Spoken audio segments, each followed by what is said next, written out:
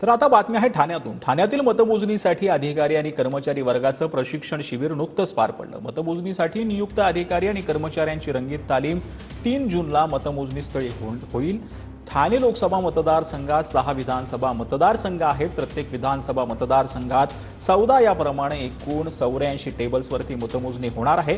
प्रत्येक विधानसभा मतदारसंघ निहाय सहाय्यक निवडणूक निर्णय अधिकारी, एक सुपरवायझर, 2 मतमोजणी सहाय्यक व एक सूक्ष्म निरीक्षक असणार आहेत। तर प्रत्येक टेबलवर एक मतमोजणी सुपरवायझर, एक पर्यवेक्षक आणि एक मतमोजणी सहाय्यक आणि एक शिपाई अशी कर्मचाऱ्यांची नेमणूक जी आहे ती करण्यात येणार आहे।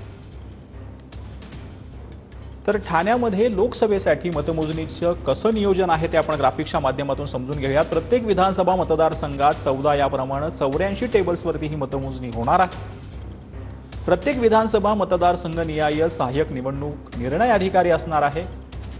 एक सुपरवायझर, 2 मतमोजणी सहाय्यक, एक सूक्ष्म निरीक्षक यावेळेला उपस्थित असणार आहे।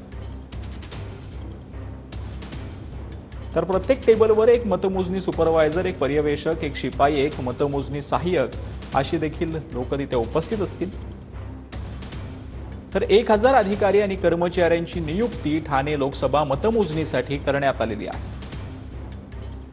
तर एकूण 650 पोलीस अधिकारी आणि कर्मचाऱ्यांचा बंदोबस्त यावेळी असणार आहे।